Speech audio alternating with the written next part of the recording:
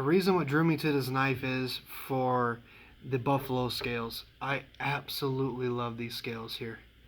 I love how they feel, and as you can see here, it has a little pattern here, and these are brass at the end if I remember correctly. As you can see, they're starting to get a little bit of character.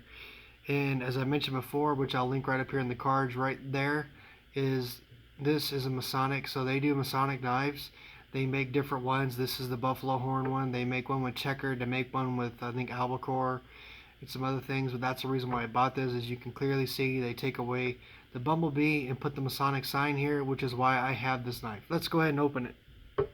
So this is one thing that I actually do prefer about this knife. You can see right here, it has this indentation here, and back here, you'll hear it right now. It locks it into place. So look, I mean, if you really push on that, it will open, but generally speaking, for what you need it for, it's going to hold it and lock it in really tight. It's not going to be flimsy or loose, and I really appreciate that. Okay, that is one thing that I absolutely love about this knife, is when it locks back here, it doesn't move. Where I've had knives in the past, over time of opening, this piece right here moves.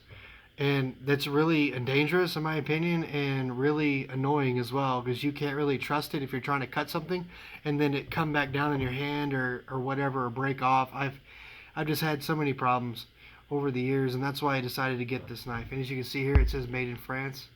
Okay, and here, very simple channel, real easy to fit in.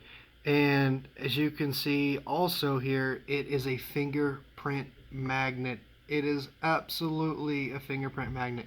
And if I were to say the only downside about this knife is this, I don't know about you guys, but it drives me crazy when I have something like chrome like this and you touch it and it gets that fingerprint. Oh man, it just drives me insane. And honestly, I would strongly suggest that if you were to get one of these knives, a lot of them are like this. So if you like satin and you don't like fingerprints, I would strongly suggest not getting these knives, okay? Because the fingerprints are going to drive you nuts.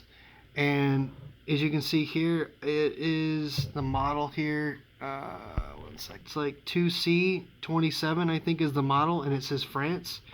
So as you can see, it's clearly made in France. That's another thing about this chrome too that you'll notice. It shows scratches relatively easy, and you'll see the mark right here of putting the knife back in and out.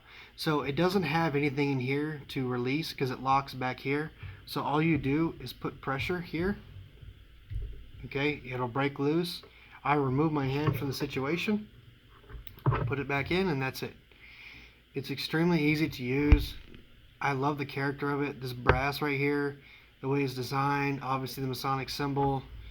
If you can't see, I would strongly recommend this knife.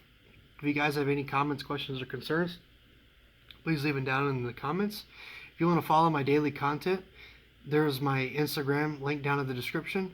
And for more reviews and men's topics, please subscribe down below. And y'all have a nice day.